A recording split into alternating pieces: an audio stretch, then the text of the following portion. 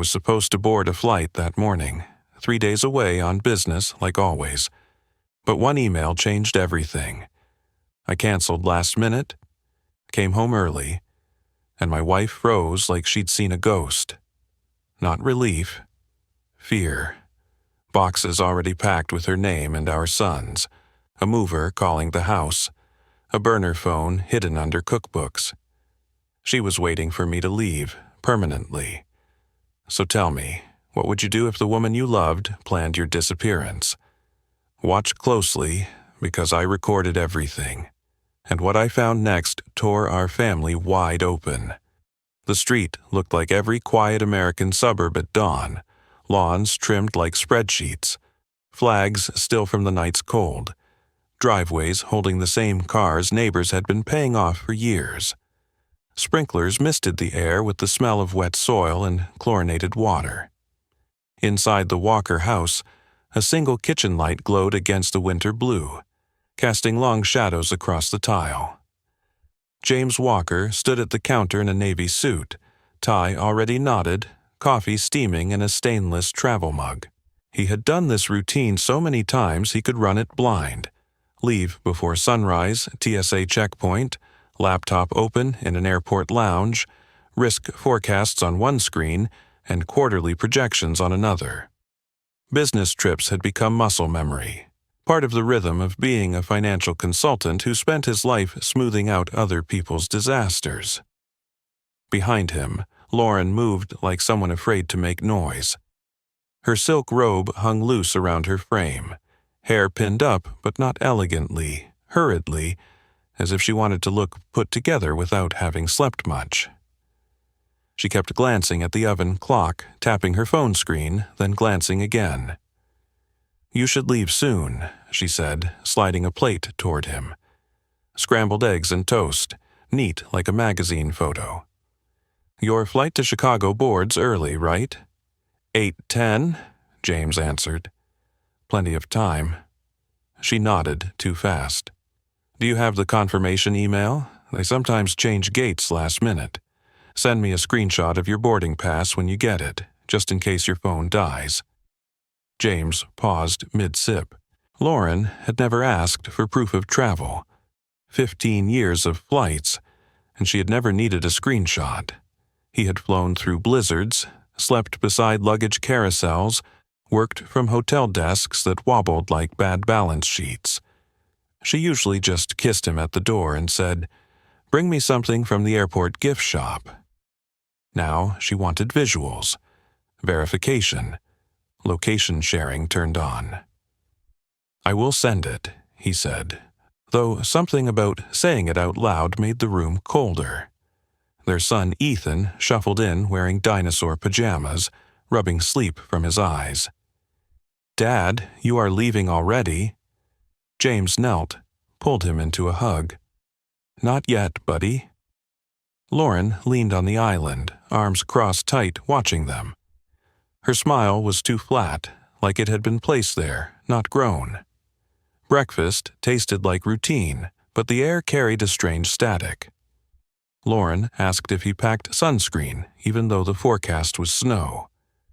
She asked whether he charged his power bank, whether he remembered the security protocol for transferring confidential client files. She sounded like someone running through a checklist to ensure a system was locked and sealed. At 6:10, James zipped his suitcase and rolled it to the front door. Lauren followed, hovering. "Screenshot the boarding pass," she repeated, voice thin, "and share location. Only while you are gone. For safety." Safety? For whom? He kissed her cheek, stepped outside into the icy morning. The sky was the color of a bruise, fading to daylight. He loaded the suitcase into the trunk, started the SUV.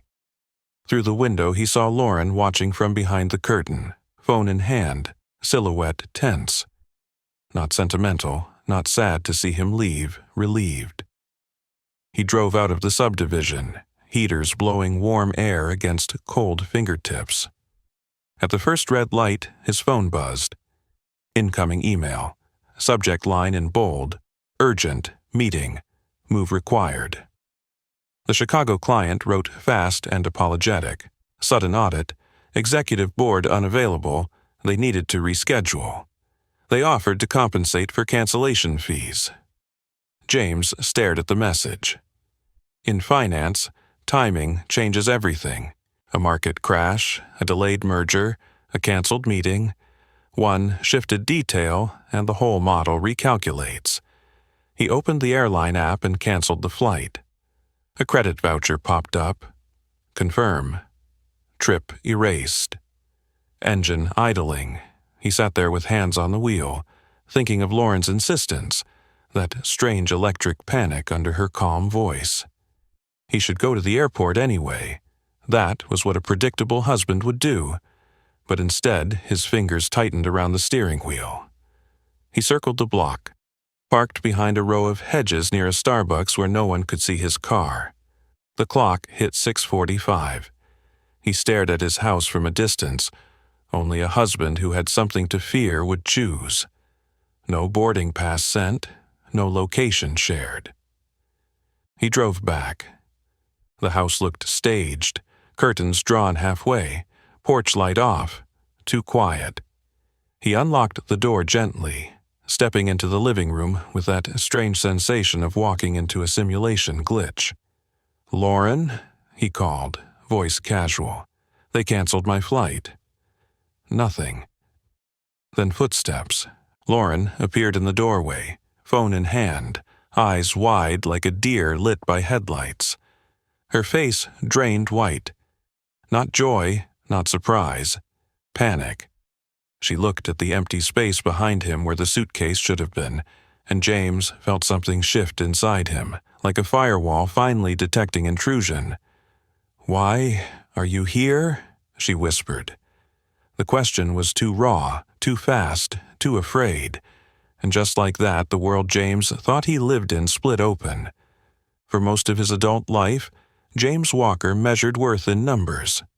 A mortgage paid on schedule, a 401k growing year over year, college savings for Ethan compounding quietly like an algorithm running in the background. Stability, to him, was not poetry, it was math. Security reports, market volatility graphs, risk-adjusted returns. He built his marriage the same way he built investment portfolios, slow, steady, disciplined. He worked for a mid-size financial consulting firm downtown, the kind with glass conference rooms and a quiet dress code of navy suits. Trips were part of the job. Clients needed face-to-face reassurance, especially when their balance sheets bled red. Chicago 1 month, Dallas the next. Sometimes 2 trips back-to-back. Hotels blurred together. Same white sheets, same generic wall art, same sound of air conditioning cycling like a server room. He sent pictures to Lauren from airport lounges, business dinners, skyline views. She would reply with a heart emoji or "looks nice," but conversations never stretched beyond surface level. Their life in the suburbs looked normal from the outside. 2-story home, with beige siding and a lawn that needed weekend mowing. Saturdays were for Ethan's youth soccer. Sideline chairs unfolded like ritual. Parents clapping with travel coffee mugs. Sundays meant grocery runs at Target, filling red carts with snacks, laundry detergent, cereal boxes. PTA meetings once a month, the same folding chairs in the elementary cafeteria, the same budget arguments about the field trip funding. In every way measurable, they were an American family functioning exactly as society expected. Behind the facade, cracks formed quietly. Lauren used to wait up for him after business trips, ask about flights and meetings, curl beside him in bed like she still wanted to be held. Over time, she stopped waiting. He would come home to a sink of dishes, a note on the fridge about leftovers, and Lauren asleep with her back turned. Therapy came up once during a fight, a suggestion she made through clenched teeth. They even looked up counselors, bookmarked names, promised to schedule something after things calmed down. Things never calmed down, and no appointment was ever made. James told himself this was normal. Every marriage hits rough patches. He provided well, that should count for something. He paid the mortgage, the insurance, the car maintenance. Lauren stayed home more as Ethan grew, managing playdates and school forms. James thought money equaled care. He never asked if she needed something else. He assumed she knew his love through effort rather than words. Guilt sat under the surface like a low-grade fever. He compensated with gifts. Bracelets on anniversaries. A new espresso machine for Christmas. Lauren thanked him, but her smile lacked warmth, as if gratitude had become transactional. And then there were the small anomalies, easy to dismiss individually but harder to ignore in sequence. Lauren made new friends he never met, names like Amber and Sophie that never appeared in contacts. She went out for girls' nights that stretched past midnight, yet her credit card statements showed charges at places she could not explain. Once, James found her whispering into her phone in the garage, voice sharp, ending the call when he appeared. She claimed it was a telemarketer and laughed it off.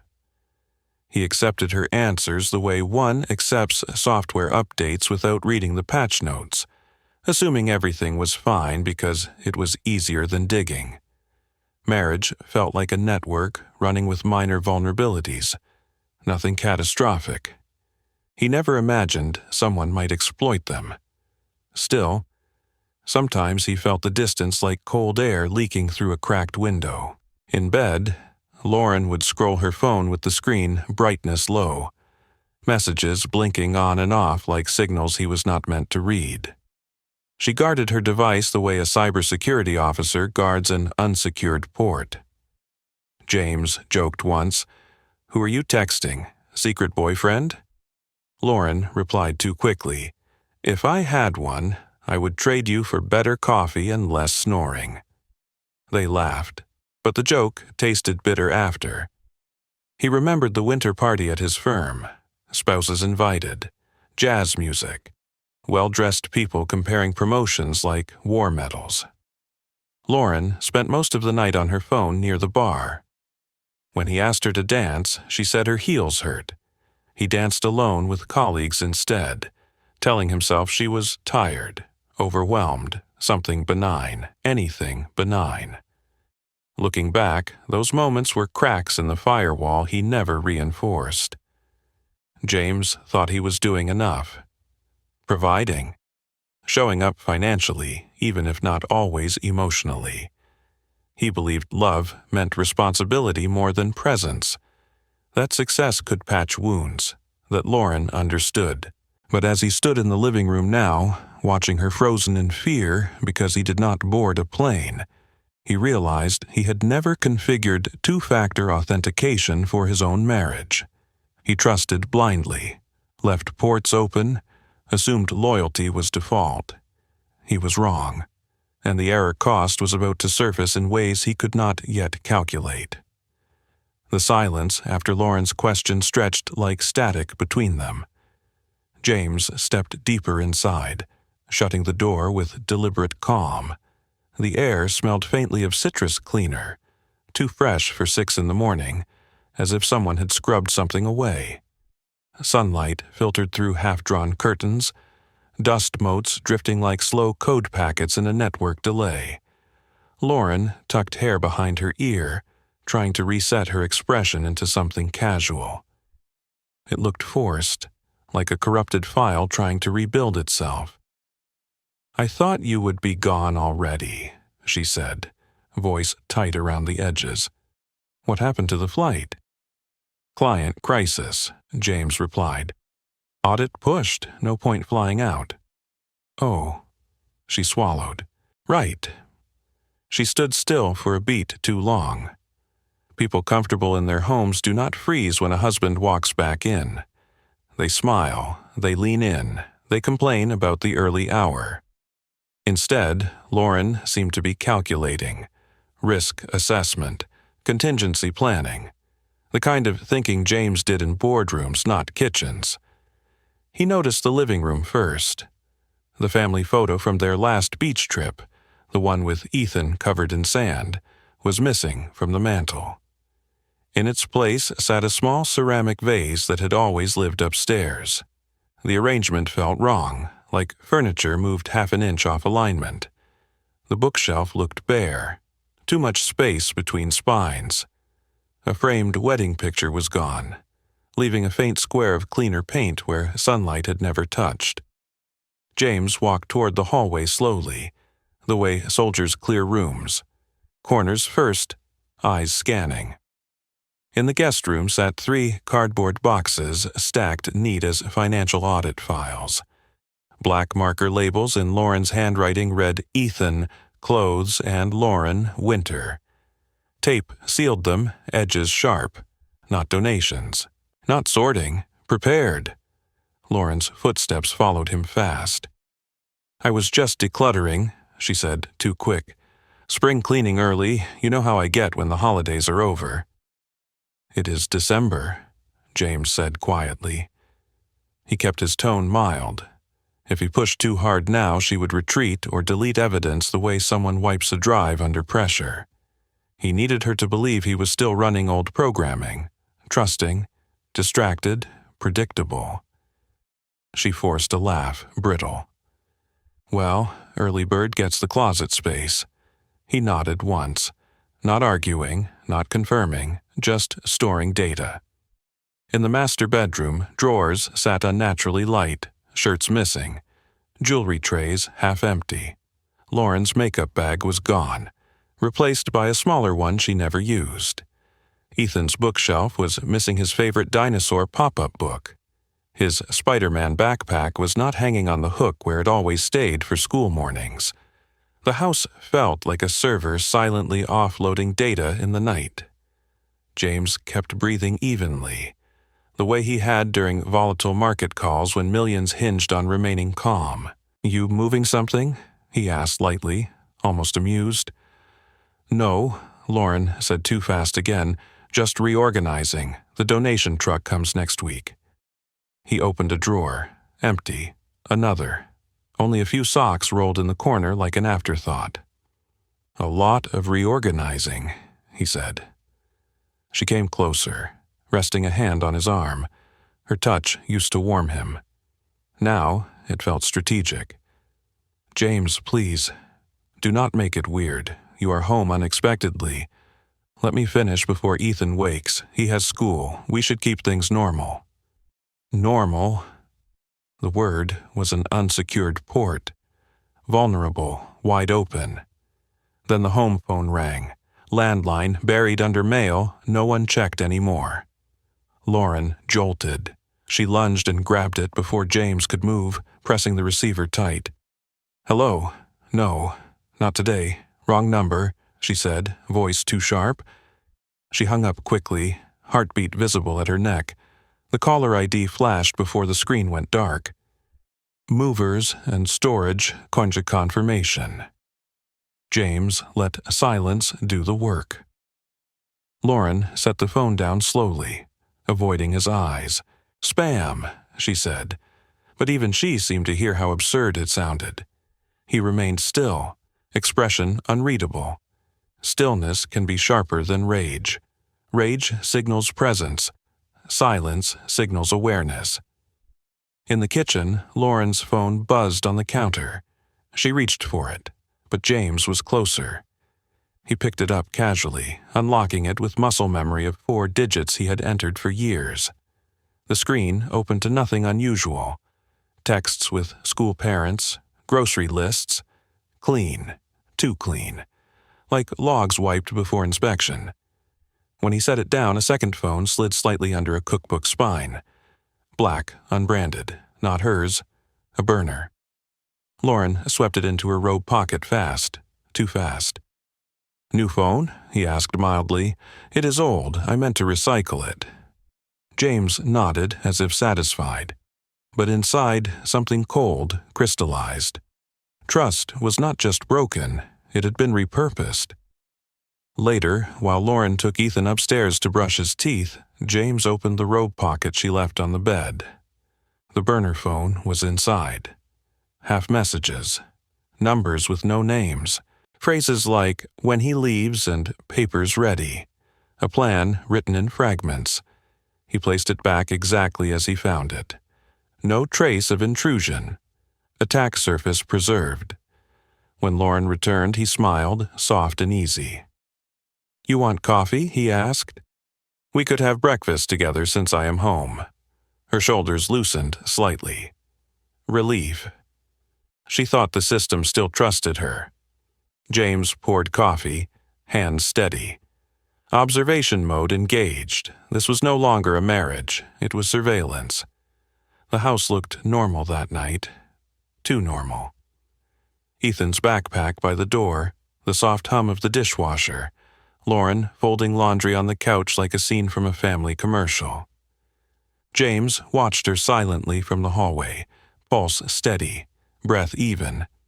Outside, he wore composure like body armor. Inside, a storm raged. Humiliation, rage, grief layered like corrupted code. It felt like discovering the firewall was down long after the breach. He waited until Ethan fell asleep. He tucked the blanket around his son, leaned down, inhaled the faint scent of shampoo and crayons.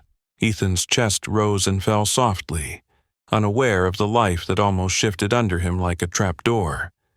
How easily James could have boarded that flight. How easily he could have returned to an empty house, police report filed, reputation destroyed, custody taken. One canceled trip had changed the architecture of his future. He sat in the dark beside Ethan's bed for a long time. No tears, just silence, the kind that bites at the throat. His hands shook once, barely noticeable, a glitch he forced himself to override. He would not break. Not here, not in front of the only person he refused to lose. Downstairs, Lauren asked if he wanted tea. Her voice was light, trying to restore normal. He nodded, thanked her, even kissed her temple lightly. Her relief tasted metallic in the air. She thought the threat was contained. She thought he was still the predictable husband who patched holes with money and apologies. That night, when she fell asleep beside him, breathing slow and trusting, James lay awake, staring at the ceiling. Streetlights cut thin white bars across the room like prison stripes. He replayed every burner phone message in his head, every missing drawer, every forged signature he found earlier in the office. His name copied, but off by a stroke, like malware imitating clean systems. He reached for his own phone under the pillow. No notes, no screenshots. Everything he saw remained only in memory. Memory was not enough in court. He slid quietly from bed, moved to his home office, light off, only the monitor glow painting him in cold blue. He opened a new folder on his desktop and labeled it simply Red Flag Files. He typed out what he had found. Dates, observations, discrepancies, phrasing from the burner phone. Documentation, evidence chain. He saved copies to an encrypted cloud drive, a flash drive in his desk safe, and one more to a secured folder using two-factor authentication tied to his work token. If this became war, he would not fight unarmed. At 2:18 a.m., he searched for family law attorneys, firms specializing in high-conflict custody. He dialed one, left a quiet voicemail with deliberate details, name, situation, immediate risk. The voice he used sounded calm, clinical, like a man reciting specs of a failing server. In the morning, he woke before Lauren. He brewed coffee, as he always did, but his mind calculated contingencies like risk modeling. He opened the banking app and moved half their joint savings into an account under his name alone, legal under spousal asset protection, as long as he left half untouched. He froze the credit line temporarily, a small ripple she might not notice for days. Every move subtle, quiet, power shifting the way tectonic plates shift under cities before anyone feels the quake. Lauren came downstairs, hair messy, smile soft. "You were restless," she said. Work stress? James kissed her cheek. Something like that. He watched her carefully, the way she scanned the counter, perhaps checking if her phone was where she left it, the way she hugged Ethan too tightly before school, eyes lingering longer on the door after James drove him away. She could sense change without knowing where it lived, a threat she could not locate. He no longer asked questions. He observed. He no longer assumed love. He assessed risk. A man who once took comfort in spreadsheets now treated his marriage like a compromised network. Isolate, audit, secure, prepare for breach containment. At night, after a polite dinner and a movie playing background noise, he lay awake again. Lauren slept with one hand near his arm, trusting. James stared into the dark with quiet fury cooling into strategy. Fear was gone. Sadness replaced by precision.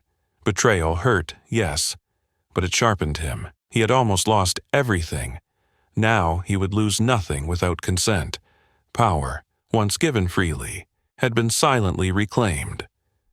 The balance of the house shifted, not loud, not dramatic, but like a hand slowly closing around a truth it intended to wield. It unfolded with the precision of a scheduled breach. Not dramatic, not chaotic, planned. James saw the structure clearly now, like a Gantt chart with hidden dependencies suddenly visible. Movers scheduled for Friday morning. Bank transfers queued in drafts, waiting for a single login from Lauren. Legal forms in that drawer with forged signatures, ready to file a petition for sole custody the moment he crossed state lines. He imagined returning from Chicago to a home emptied, a restraining order filed, his name smeared as a violent absentee father. Clean, quick, irreversible. He woke early that Thursday, one day before everything would have executed like automation. He brewed coffee quietly, the kitchen dim except for the refrigerator glow. Lauren came down in leggings and a sweatshirt, pretending casual. She kissed his cheek mechanically and asked if he still planned to work from home. He smiled and nodded like nothing pulsed beneath his ribs. At 10:15, the front door camera pinged. James glanced at his phone screen, a man standing at the porch. Mid-40s, expensive dress shoes, a leather case under one arm, the kind of man who negotiates outcomes rather than experiences them. Lauren stiffened, cup halfway to her mouth. "I will get it," James said gently. She hesitated, then forced a neutral expression and followed 2 steps behind. James opened the door to the man's smile, polite, confident, assuming. "Morning. We are a bit early, but I figured—" Lauren cut him off sharply. "You were not supposed to come today." The man blinked. Confusion flickered. "You said Thursday, before he—" His eyes moved to James, recalibrating, not gone, not in Chicago, present. James stepped aside. "Come in, it is cold. Who are you?" "David," the man answered after a too long pause. "A friend." Friend. That corporate word people use when the truth is a conflict of interest. James gestured toward the living room calmly. "Coffee. Lauren makes strong coffee. Good for mornings when plans change." Lauren shot him a warning glance, panic flickering like a system overload. James pretended not to notice. He placed his phone on the table face down, recording app already running, microphone armed like a wiretap. David sat stiffly on the couch. Lauren hovered near him, hands clasped. She looked like someone who had trained for a scenario that now deviated from script. James set 2 mugs down, no tremor in his hand. "So, what brings you here, David?" Silence stretched. Lauren opened her mouth, closed it. David exhaled and tried a half-smile. "Legal paperwork, routine, asset planning, nothing dramatic." James nodded slowly, as if absorbing technical details. "Estate planning? Custody arrangements? property liquidation timelines. David's eyes sharpened. Lauren looked like she might shatter. "James," she said carefully, "we were preparing for scenarios, just precautions." He let the lie land untouched. David cleared his throat. "We had documents ready, yes, in case of separation." Lauren expressed concerns about what exactly? James said quietly. The tone was not aggressive, it was controlled, boardroom cold. A man who understood numbers now understood betrayal. Lauren stepped between them. "We can talk later, privately." James leaned back, gaze steady. "No, let us talk now. I appreciate transparency." Her face drained. David opened his leather case slowly. Inside were papers, custody petitions, affidavits, financial redistribution spreadsheets. On top, the forged signature. His. Slanted wrong. Wrong pressure on the J. Wrong curl on the K. Someone imitating a man they assumed would never check. James tapped the page lightly with one finger. "You almost pulled off a hostile takeover." Lauren flinched. David cleared his throat again. "Lauren told me you travel often, that you are absent, unstable. There were concerns regarding Ethan's safety." Safety. The word felt like a blade. James kept his voice level. "So, the plan was simple. I board the flight. You file the documents, movers take the boxes, bank accounts transfer. And when I return, I am a weekend visitor to my son." Lauren's lips trembled, eyes glossy but unshed, guilt or fear of exposure. "You are never home, James. You leave us alone." He felt something inside fracture, not the love that died days ago, but the memory of trust. He inhaled slowly. "So you erase me instead?" She said nothing. David shifted, uncomfortable now that the target was awake. "Maybe we should reschedule this discussion with counsel present." James smiled thinly. "But I am here, and I am listening." He let silence work like strategy. Lauren crumbled first. "I was scared," she whispered. "I needed control. I needed a life that was not waiting at windows for flights to land. Control. That was the truth. She wanted custody, assets, freedom, maybe a new partner, maybe David, maybe someone else." James memorized every word, every pause, evidence, motive, intent. This was not just cheating, it was deletion, a full system wipe. He reached for his phone and ended the recording discreetly. Backup saved to cloud. Second copy uploading automatically to his work drive. Cybersecurity protocol for risk events. Evidence first, emotion later. He stood, calm as ice. "Thank you both," he said, "for honesty." Neither spoke, neither moved. They expected shouting, tears, violence, something they could weaponize. Instead, James picked up his mug, drank slowly. When he finally looked at them, his eyes held no heat, only clarity. "You planned my disappearance," he said, "but I am still here." And the man they thought they could remove was now the one rewriting the script. After David left, Lauren wandered the kitchen like someone walking through debris only she could see. Cabinets opened and closed without reason. Silverware clinked. She spoke about dinner plans, asked whether James wanted salmon or chicken as if the morning had not revealed an entire operation built to erase him. James answered gently, voice quiet even. It frightened her more than anger would have.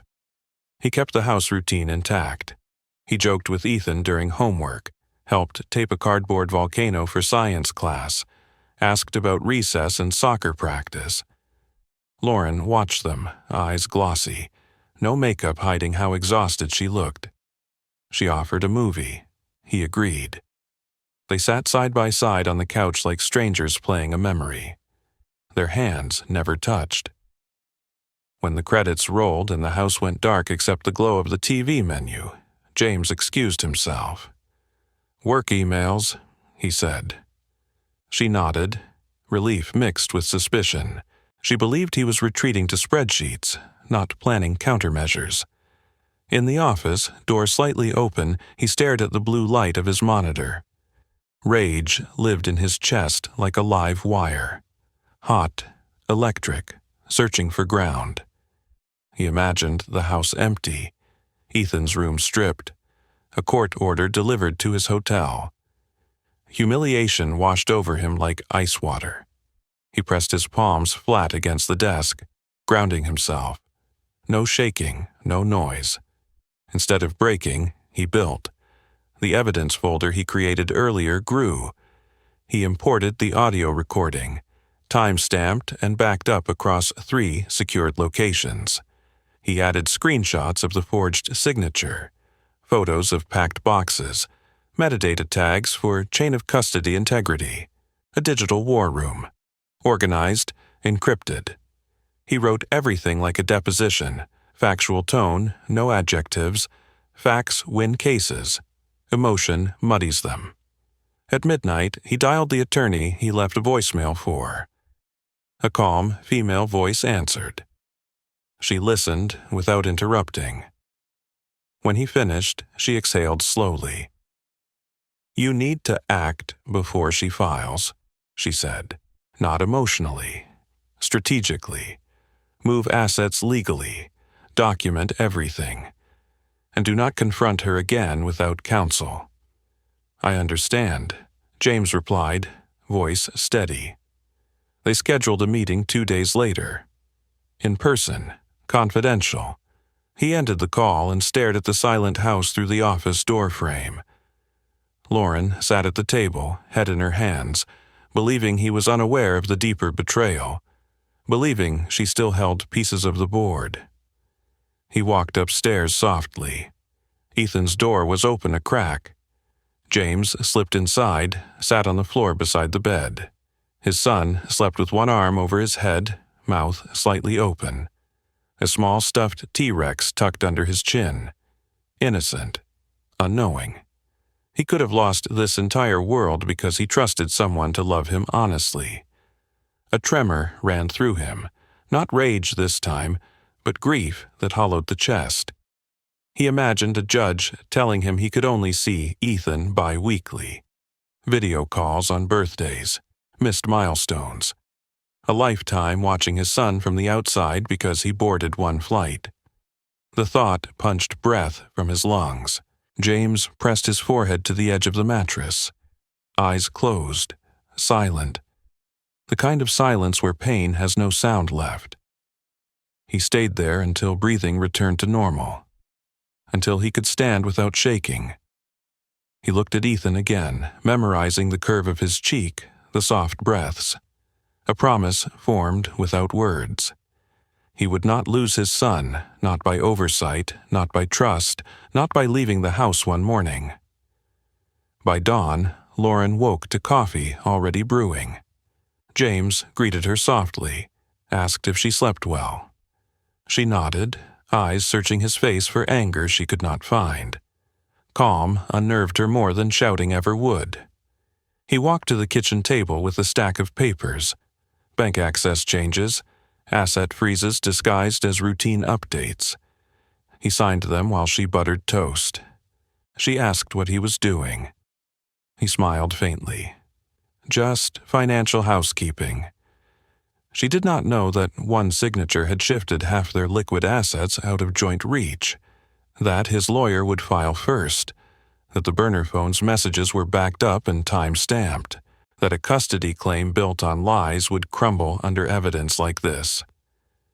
The power dynamic changed so quietly she almost missed it.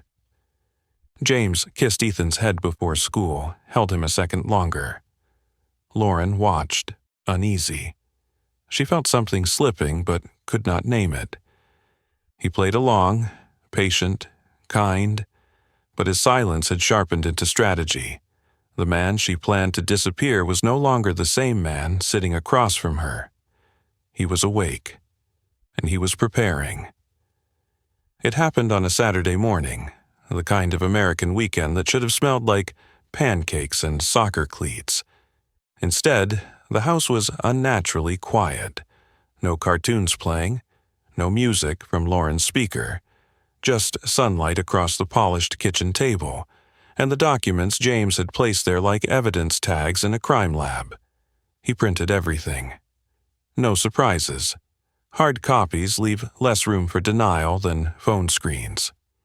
The forged custody petition sat at the center, signature circled in red. Next to it, transaction drafts from the bank account Lauren opened alone. A photo of the burner phone, screenshots of text fragments, the mover's confirmation number, a timeline, neat, chronological, surgical. Lauren came downstairs in a soft sweater, hair still damp from a shower. She froze when she saw the table. Not dramatically, more like a system error, a woman realizing the network she relied on had reversed routing. James watched her expression shift frame by frame. Confusion, recognition, fear. He said nothing. He waited. She approached slowly, fingertips skimming the top page. "What is this?" James sat back in his chair, posture calm, hands folded. "Our story," he said softly. "But this time I get to tell it." Her throat worked. "James, please." "No," he interrupted gently. "Not loud, just final." "Sit." She obeyed, like someone entering deposition. He noticed her eyes already tracking for exits. Emotional, legal, narrative. She could not find one. James began reading dates aloud. November 3rd, first burner phone call. November 14th, boxes labeled with her and Ethan's names. December 6th, forged signature found. December 7th, movers scheduled. He spoke like a financial analyst presenting quarterly results. Unemotional, factual, each line a scalpel. Lauren's breathing quickened. "I can explain." "I know," James replied. "You already did, in texts and documents. In drafts you never expected me to see." She sank into the chair opposite him, face pale. "I did not want to lose everything. I felt trapped." "You decided the solution was to trap me instead?" Silence. He slid another document forward, the custody petition. "You were going to claim emotional instability," he said, "and absence, and potential aggression." He tapped the signature. "You practiced my name until it looked close enough." Her face cracked at the edges. Tears, finally. "I was scared, James." "You were prepared," he corrected. "Fear is spontaneous. This was planned." He turned the burner phone toward her. "Who was he?" James asked, not angry, almost curious. "The man on the porch, the messages?" Lauren hesitated. Then truth slipped out like poison through a cut. "David helped me. He said I deserved a fresh start. He said custody would be easier if you were out of town, that I could protect Ethan from disappointment." James blinked once. Slow. "Disappointment," he echoed. The word hung like smoke. Footsteps padded down the hall, small ones. Ethan stood by the doorway, hair messy, pajama shirt twisted. "Mom," he whispered, "why are you crying?" Lauren flinched. "Sweetheart, go play." James looked at his son gently. "Come here." Ethan approached cautiously. James lifted him onto his lap. Lauren reached out instinctively, then stopped when James laid one hand flat on the table. Calm, claiming space. "We are having a grown-up conversation," he said. "And you might hear some things. None of them are your fault." Lauren's face collapsed. "James, please, not in front of him." "You were ready to take him from me without warning," he said quietly. "He deserves to know the truth had consequences." He turned to Ethan. "Your mother made plans.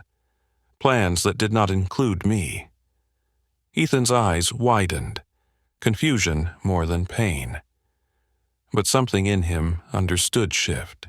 Kids sense earthquakes long before walls fall. Lauren shook her head, tears streaming. I got lost. I thought if you were gone so much, maybe you would not care. James inhaled slowly, voice still even. I cared enough to stay this time. He opened a folder. His attorney's response, countersigned, time-stamped. He placed it between them. Power reversed like a flipped circuit. I filed first, he said. Joint custody, asset protection, mediation recommended, no unilateral relocation without court approval. Lauren's breath hitched. She saw the trap, the evidence chain, the time-stamped recording. Every move she planned was now documented against her. I do not want to destroy you, James said, but I will not let you destroy me. He reached out, wiped a tear from Ethan's cheek. We will figure this out, he promised softly, to his son, but loud enough for her to feel it. Together. Lauren covered her face, sobbing, not dramatic, but broken, the kind of cry that comes when a script fails, when the plan collapses under truth. James watched, expression unreadable, not vengeful, not triumphant, just weary. A man who learned too late that trust is not security, it is exposure. He stood, carrying Ethan toward the living room. At the doorway, he looked back. You expected me to leave, he said. You built everything around my absence. He paused, but I stayed. The story was no longer hers to tell. Spring came slowly, like the body healing after trauma, not sudden, not clean, but steady. Months passed. Papers were signed under soft courthouse lights. Mediation rooms smelled of stale coffee and disinfectant. Lawyers spoke in cautious phrases, calculating leverage like stock positions. In the end, the damage did not burn the house down.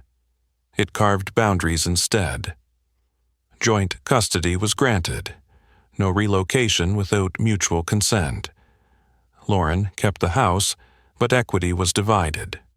James split the savings legally, not out of spite but survival.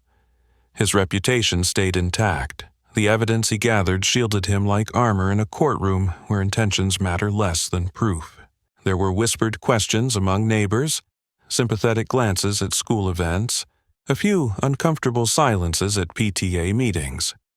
Betrayal leaves residue even when washed clean. James moved into a modest two-bedroom apartment 15 minutes away.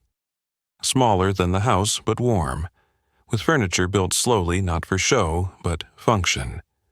He bought Ethan a bunk bed with a built-in desk, stocked the fridge with chocolate milk, hung drawings on the wall taped unevenly like badges of a life preserved. He cooked dinners instead of picking up takeout. He learned the schedule of soccer practices instead of asking later.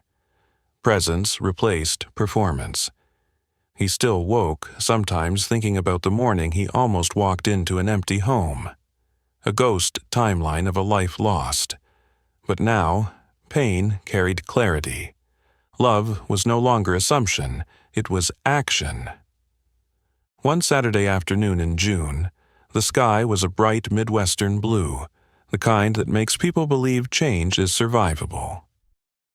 The Little League field buzzed with parents in foldable chairs, sunscreen and nacho cheese in the air. Kids in oversized jerseys chased fly balls with more enthusiasm than skill. James sat behind the first base line, jeans dusty, cup of black coffee cooling beside him. Ethan stood at bat, helmet slightly crooked, nervous energy in his stance. James watched him tap the plate twice, just like he practiced in the driveway. He called out, not loud, just enough. You got this, buddy. Lauren stood on the opposite side of the field with other parents, hair tied back, expression softer than months before.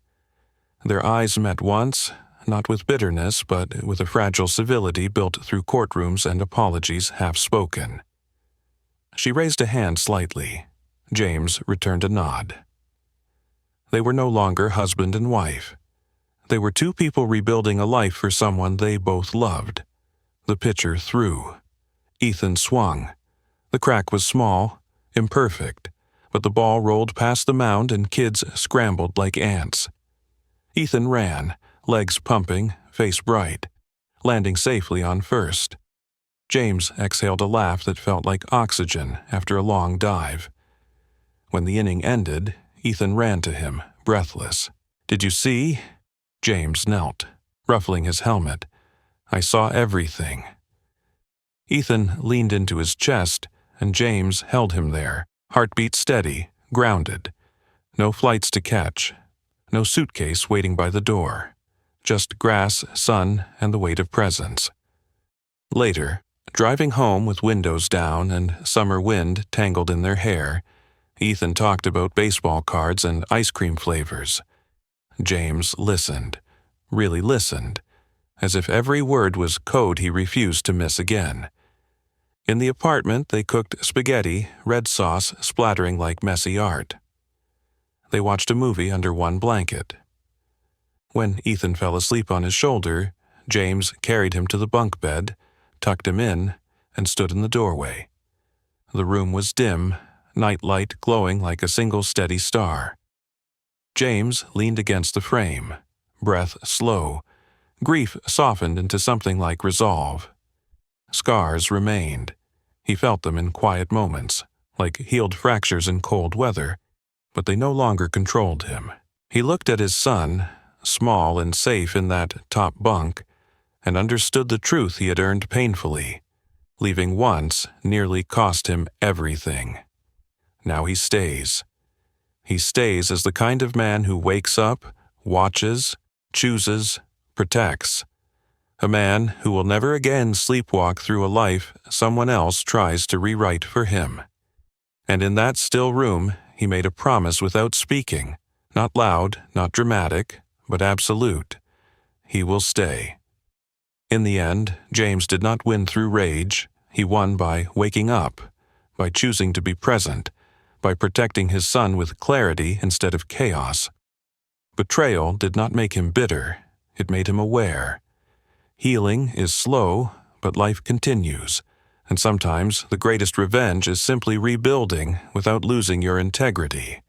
If this story touched you, share your thoughts below. What would you have done in James's place? Which province or city are you watching from? Leave a comment, subscribe to Secret Lovers, and let us know if you want more stories like this. Your voice matters, and together we learn that even after betrayal, there is still hope for new beginnings.